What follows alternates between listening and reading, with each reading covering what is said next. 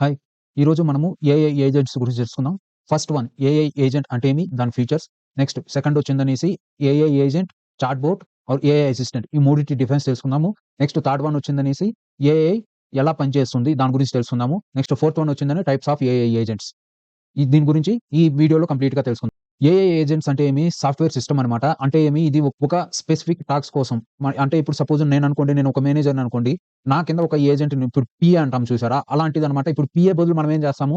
ఒక ఏఐ ఏజెంట్‌ని పెట్టుకుంటాం. Personal secretary, personal assistant అంటాం. అలాంటి ఆ పర్సనల్ అసిస్టెంట్, పర్సనల్ సెక్రటరీ బదులు మనం ఏం చేస్తాం? ఒక ఏఐ ఏజెంట్‌ని అలాట్ చేసుకుంటాం అనమాట. అంటే ఒక మనిషి చేసేటువంటి ఈ పనులు మొత్తము ఏఐ ద్వారా చేసుకోవడం అనమాట. దాన్ని మనం ఏమంటాము? ఏఐ ఏజెంట్ అంటాం. ఇది ఏం చేస్తుంది? ఏమి అనేది ముందు ముందు చూద్దాము. ఏమి అనేది, ఎలా చేస్తుంది అనేది. ఓకే. అర్థమైందా? ఏఐ ఏజెంట్ అంటే ఏమి అనేది? అంటే మన పనిని ఏజెంట్లు చేయడం. ఒక ఎగ్జాంపుల్ చెప్తాను. సపోజ్ మీరిప్పుడు ఒక కామర్స్ వెబ్‌సైట్ నడుస్తుంది. కామర్స్ వెబ్‌సైటు ఇప్పుడు అమెజాన్ అనుకోండి. అలాంటి వెబ్‌సైట్ మీదుంది. మీరు ప్రతిరోజు ఒక సేల్స్ అనేది పెరుగుతా ఉంది, తగ్గుతా ఉంది, ఇలా అవుతా ఉంది. సో, మీకు క్వెరీ కోసము ప్రతి ఒక్కరు ఏం చేస్తారు? ఒక ఈమెయిల్‌ని సెండ్ చేస్తారు. నాది ఈ ప్రొడక్ట్ ప్రాబ్లమ్ ఉంది, ఈ ప్రొడక్ట్ ప్రాబ్లమ్ ఉంది, ఇది ఉంది, అది ఉంది అనేసి. సో, అప్పుడు ఈ ఏజెంట్ ఏం చేస్తుందిరా అంటే, ఆ ఏజెంట్ అక్కడొచ్చినటువంటి టెక్స్ట్‌ని ఏం చేస్తుందిరా అంటే, అనలైజ్ చేసుకొని దానిని దానికి తగినటువంటి ఆటోమేటిక్‌గా ఇప్పుడు ఇప్పుడు చాట్ జీపీటీ అనుకోండి. చాట్ జీపీటీకి మనం ఒక క్వెషన్ అడిగితే దానికి ఏ విధంగా అది మనకు కావాల్సినటువంటి ఆన్సర్‌ని ఇస్తుందో, ఆ విధంగా ఏఐ ఏజెంట్ ఏం చేస్తుందిరా అంటే, దానికి తగినట్టు ఆన్సర్‌ని ఏం చేస్తుంది, జనరేట్ చేసిందనేసి మెయిల్ ఆటోమేటిక్‌గా సెండ్ చేస్తుంది. అది నువ్వు పర్మిషన్ ఇచ్చినావంటే ఏం చేస్తుంది, ఆటోమేటిక్‌గా సెండ్ చేస్తుంది. ఒకవేళ పర్మిషన్ ఇవ్వలేదురా అంటే, అది మెయిల్ టైప్ చేసిందని డ్రాఫ్ట్‌లో పెట్టేస్తుందనమాట. ఆ డ్రాఫ్ట్‌లో పెట్టిన తర్వాత నువ్వేం చేయొచ్చు, దాన్ని సెండ్ చేయొచ్చు. చూసిందని అంత కరెక్ట్‌గా ఉందా లేదా అనేసి. లేదా నువ్వు ఆటోమేటిక్‌గాని చేసినావురా అంటే ఏఐ ఏజెంట్ ఏం చేస్తుంది, ఆటోమేటిక్‌గా అది సెండ్ చేస్తుందనమాట. అర్థమైందా? ఏఐ ఏజెంట్ అంటే ఏమి అనేది, ఇది ఎగ్జాంపుల్స్‌తో సింపుల్‌గా చెప్పాననమాట. దాని ఫీచర్స్ అంటే అది ఏమేమి చేయగలుగుతుంది, ఏమి అనేది దాని గురించి చూద్దాము. ఏఐ ఏజెంట్స్‌లో ఫీచర్స్‌లో ఫస్ట్ వచ్చి రీజనింగ్. రీజనింగ్ అంటే ఏమి? రీజనింగ్ అంటే logic facts to solve problems and make decisions. అంటే ఏమి? ఈ ప్రాబ్లమ్స్‌ని ఇదేం చేస్తుంది, సాల్వ్ చేస్తుందనమాట. లాజికల్‌గా ఫ్యాక్ట్స్‌ని ఇదేం చేస్తుంది, ప్రాబ్లమ్స్‌ని సాల్వ్ చేస్తుంది. లాజికల్‌గా అనమాట. అంటే రీజనింగ్ దానంతటికి అదే లాజికల్‌గా ఇది సాల్వ్ చేస్తుందనమాట ప్రాబ్లమ్స్‌ని. మళ్ళీ ఏం చేస్తుంది, డెసిషన్స్ అనేది తీసుకుంటుంది. అదే రీజనింగ్ అనమాట. యాక్టింగ్ అంటే ఏమి? Actions based on decision either physically or digitally achieve goals. అంటే ఏమి? ఈ ఇప్పుడు రీజనింగ్‌లో డెసిషన్స్ తీసుకుంటుంది గదా! ఆ డెసిషన్స్ తీసుకున్న తగినట్టు ఇది యాక్ట్ చేస్తుందనమాట. అంటే ఏమి? ఇప్పుడు ఏదైనా ఒక డెసిషన్ తీసుకునిందనుకోండి లాజికల్‌గా ఏదైనా ఒక క్వెషన్ అడిగావు, దానికి ఒక డెసిషన్ తీసుకునిందనుకోండి. ఆ డెసిషన్‌కి తగినట్టు ఇదేం చేస్తుంది, యాక్టింగ్ చేస్తుందనమాట. అంటే ఏమి? ఆహ్, మీకు కావాల్సినటువంటి యూజర్‌గా అంటే సపోజ్ ఒక మెయిల్ అనుకోండి. ఆ మెయిల్ వచ్చిందనుకోండి. దాన్ని ఏం చేస్తుంది, అనలైజ్ చేస్తుంది. అనలైజ్ చేసిన తర్వాత మళ్ళీ ఏం చేస్తుంది, అనలైజ్ చేస్తాను గదా! అనలైజ్ చేసిన తర్వాత మళ్ళీ ఏం చేస్తుందది, డెసిషన్స్ తీసుకుంటుంది. అంటే అనలైజ్ చేసిందనేసి దానికి డ్రాఫ్ట్ చేస్తుంది. డ్రాఫ్ట్ చేసి పెట్టిన తర్వాత అంటే ఆమె అక్కడ హ్మ్, యాక్టింగ్ అంటే ఏమి, ఆ మెయిల్‌లో వచ్చిందనేసి సీఈఓ పంపినట్టు అది దానంతటికి అదే ఏం చేస్తుంది, అక్కడ మెన్షన్ చేస్తుందనమాట. As per CEO so and so అనేసి. అర్థమైందా? అది యాక్టింగ్ అనమాట. Next observing. ఇప్పుడు అబ్జర్వింగ్ అంటే ఏమి, ఇప్పుడు మల్టీ మోడల్ అంటాము. మల్టిపుల్ ఏజెంట్స్ అంటాం. మల్టిపుల్ ఏజెంట్స్ అన్నప్పుడు ఏమి, ఇంకొక ఏజెంట్ దగ్గర ఇంకో కూడా అది అబ్జర్వ్ చేస్తుందనమాట. అది ఇచ్చేటువంటి ఆన్సర్‌లు గాని, క్వెషన్స్‌కి గాని దానికి అది కూడా దాన్ని ఇన్ఫర్మేషన్ అవంతా కూడా ఏం చేస్తుంది, అబ్జర్వ్ చేసుకుంటుందనమాట. అలాగే ఏదైనా సెన్సార్స్ గాని ఏదన్నా ఉందనుకో, ఇప్పుడు ఐఓటీ డివైసెస్ అలాంటిది ఏదైనా ఉందనుకోండి. ఏదైనా ఇప్పుడు మనం స్విచ్ చేస్తానంగానే ఆటోమేటిక్‌గా వెలగడము ఇలాంటివి జరుగుతుంటాయి. సారీ, రిమోట్‌తో మనం ఏదైనా ఆన్ చేయడము, ఆఫ్ చేయడము ఇలా వచ్చాయి గదా! సో, ఆ సెన్సరింగ్ అటువంటి టైంలో గూడా దాని ఈ ఏఐ ఏజెంట్ అనేది పనిచేస్తుందనమాట. సపోజు సెన్సరింగ్ అంటే ఏమి, వాయిస్ అసిస్టెంట్ అంటాం. వాయిస్ ఏజెంట్ అంటే ఏమి, వాయిస్ ఏజెంట్ నేను కాల్ చెయ్యి అని చెప్పినానురా అంటే అది మనం అలెక్సా అంటాం గదా! సేమ్ అలాంటిదే అనమాట ఇది అబ్జర్వింగ్ అనేది గూడా. అంటే ఏమి, ఆ సెన్సార్ ద్వారా పక్కన ఎవరెవరు ఏమేమి మాట్లాడుతున్నారు అదంతా గూడా ఏం చేస్తుంది, అబ్జర్వ్ చేస్తుందనమాట. ఏ ఏఐ ఏజెంట్ అనేది. అర్థమైంది గదా! అబ్జర్వింగ్ అంటే ఏమి, గ్యాదరింగ్ ఇన్ఫర్మేషన్ ఫ్రమ్ సరౌండింగ్స్. అంటే ఏమి, మన పక్కనున్నటువంటి సరౌండింగ్‌లో ఏమేమి జరుగుతుందో దాన్ని కూడా మొత్తం ఇదేం చేస్తుంది, అబ్జర్వింగ్ చేస్తుందనమాట. సెన్సర్స్ ద్వారా కూడా ఇది అబ్జర్వింగ్ చేస్తుంది. సరౌండింగ్స్ ద్వారాను, సెన్సర్స్ ద్వారాను ఏదన్నా ఐఓటీ డివైసెస్‌లో ఈ ఏజెంట్‌ని యూజ్ చేస్తున్నామంటే ఆ సెన్సర్స్ ద్వారా వచ్చేటువంటి ఇన్ఫర్మేషన్ కూడా ఇది అబ్జర్వ్ చేస్తుందనమాట. నెక్స్ట్ వచ్చిందనేమి ప్లానింగ్. ప్లానింగ్ అంటే ఏమి, దీనంతటికి ఇదే ఏం చేస్తుంది, స్ట్రాటజీస్‌ని ఆటోమేటిక్‌గా ఇది ప్లానింగ్ అంటే ఇదే ఆటోమేటిక్‌గా ప్లాన్ చేసుకుంటుంది. ప్లాన్ చేసుకొని ఇదే ఏం చేస్తుంది, ఆటోమేటిక్‌గా దానికి తగినటువంటి ఆ గోల్‌ని రీచ్ అవ్వడానికి తగినటువంటి స్ట్రాటజీస్ గాని, ఏమన్నా స్టెప్స్ తీసుకోవాలంటే కూడా ఇదే ఆటోమేటిక్‌గా ఏం చేస్తుంది, తీసుకుంటుందనమాట. ప్లానింగ్ అంటే అర్థమైంది గదా! అంటే ఏమి, దీనంతటికి ఇదే దాంట్లో ఏదైనా స్టెప్స్ గాని, ఏదన్నా స్ట్రాటజీస్ ఇక్కడి నుంచి అక్కడికి పోవాలనుకోండి. ఇప్పుడు మెయిల్ డ్రాఫ్ట్ చేయాలిరా అంటే, ఇదే ఆటోమేటిక్‌గా ప్లాన్ చేసుకుంటుంది. సో, ఈ రోజు వచ్చిన మెయిల్‌కి రేపు ఇవ్వాలనా? లేదా ఈ రోజే సాయంత్రం లోపు ఇవ్వాలనా? అనేసి ఇదే ఆటోమేటిక్‌గా ప్లాన్ చేసుకుంటుందనమాట.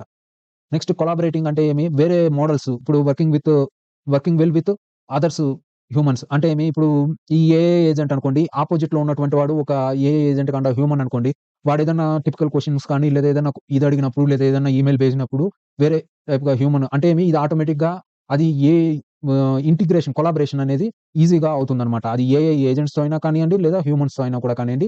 ఇది ఈజీగా ఏమవుతుంది కొలాబరేషన్ అవుతుందనమాట. Self refining. సెల్ఫ్ రిఫైనింగ్ అంటే నేను ఇంతకుముందు మీకు చెప్పాను. ఆర్ఎల్‌హెచ్‌ఎఫ్‌లో.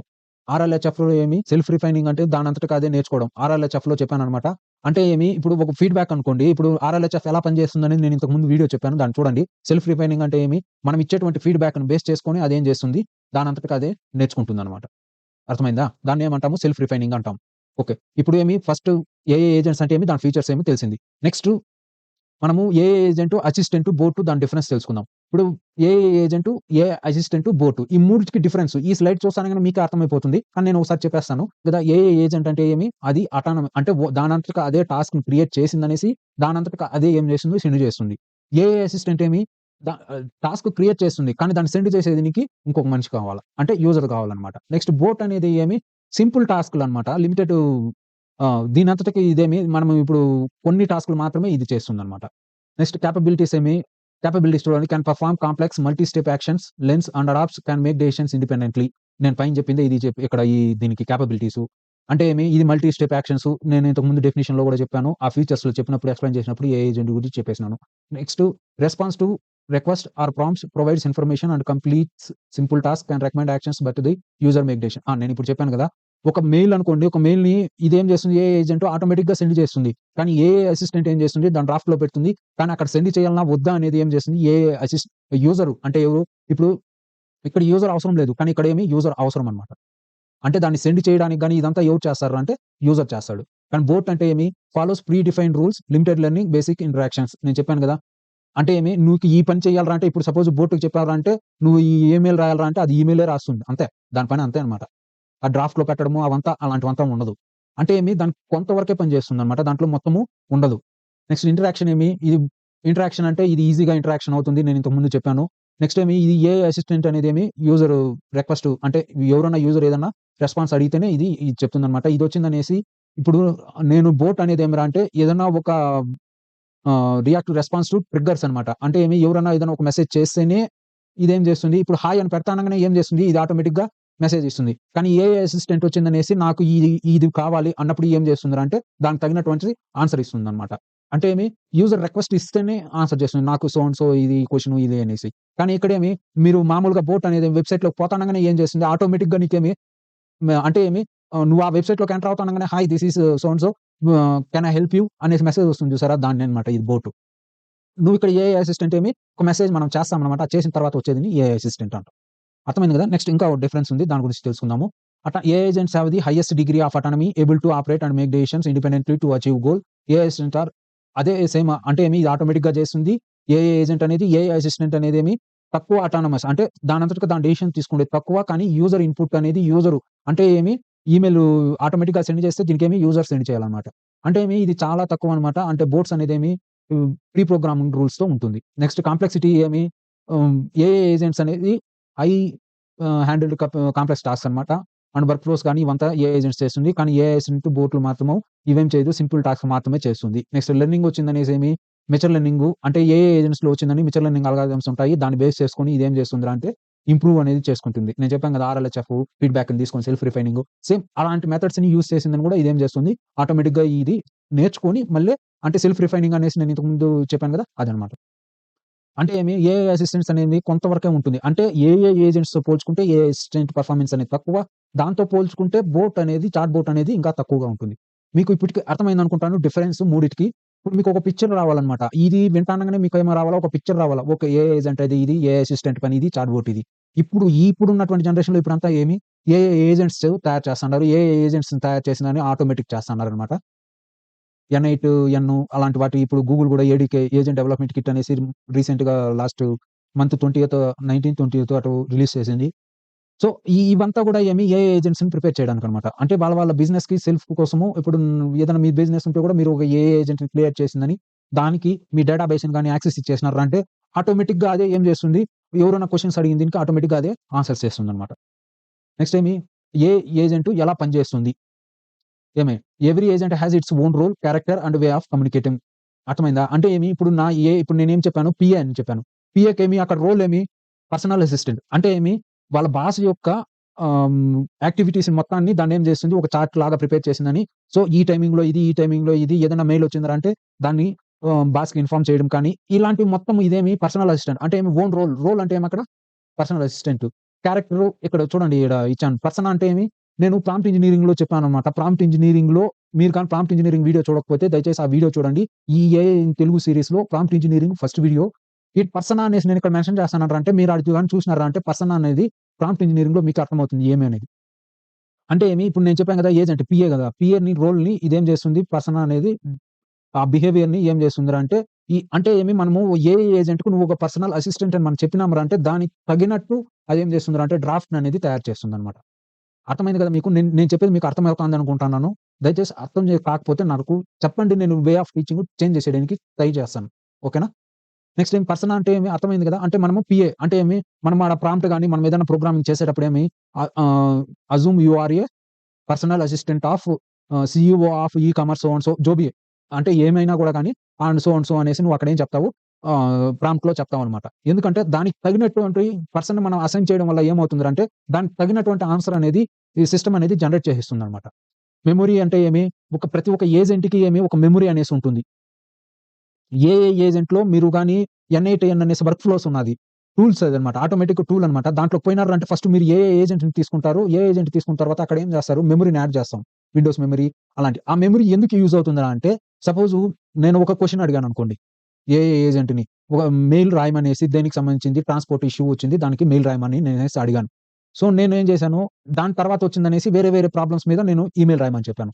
కానీ నేను నెక్స్ట్ 2 డేస్ తర్వాత నాకు మళ్ళీ ట్రాన్స్‌పోర్ట్ ప్రాబ్లమ్ వచ్చింది. నాకు మళ్ళీ ఈమెయిల్ రాయాలంటే అదేం చేస్తుందిరా అంటే, ఈ 2 డేస్ బ్యాక్ చేసినటువంటి మెయిలు దాని మెమరీలో ఉంటుంది. దాన్ని బేస్ చేసుకొని ఇదేం చేస్తుందిరా అంటే ఆటోమేటిక్‌గా నీకు ఆ అదే సేమ్ మెయిల్‌ని వితిన్ సెకండ్స్‌లో ఏం చేస్తుందిరా అంటే నీకు ఇచ్చేస్తుందన్నమాట.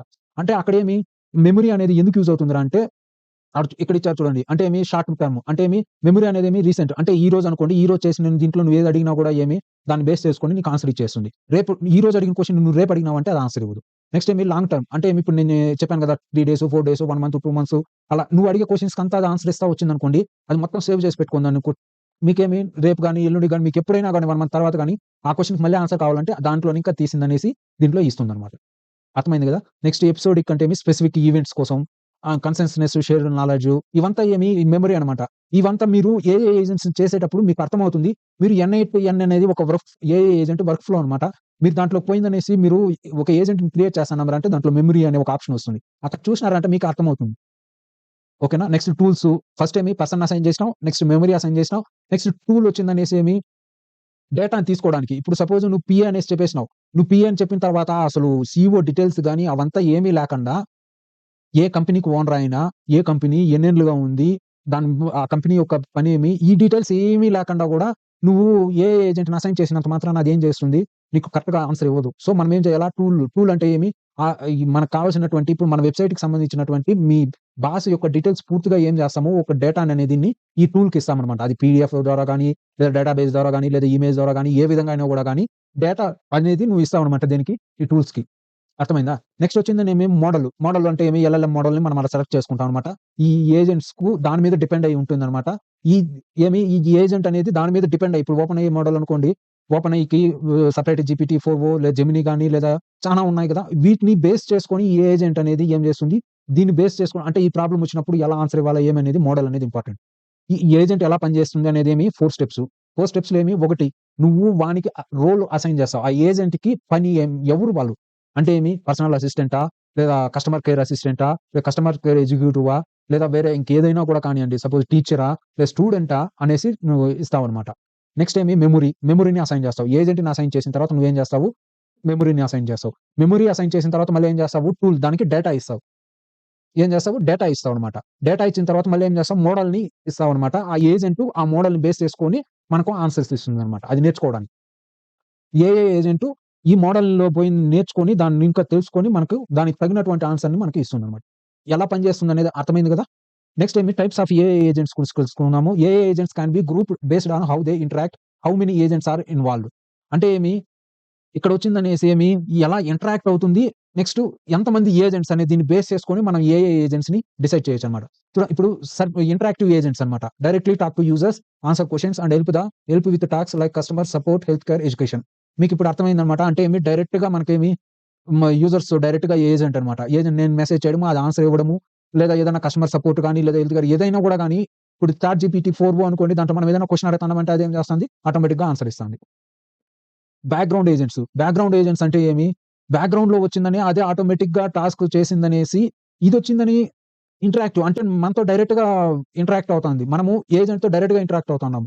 కానీ బ్యాక్‌గ్రౌండ్ ఏజెంట్స్ అనేదేమి work quietly in the background automating task analysing data managing workflows without needing user input.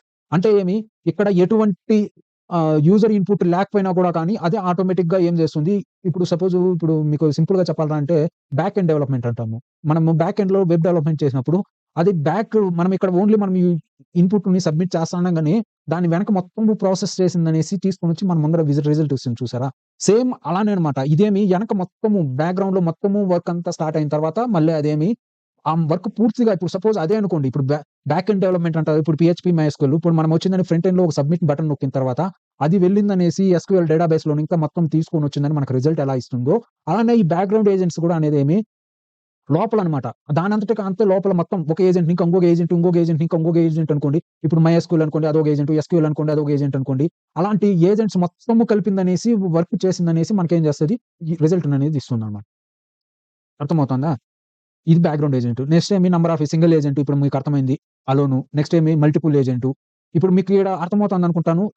Interactive agent multiple ఏజెంట్‌గా ఉండొచ్చు. లేదా ఇంటరాక్టివ్ ఏజెంట్ సింగిల్ ఏజెంట్‌గా ఉండొచ్చు.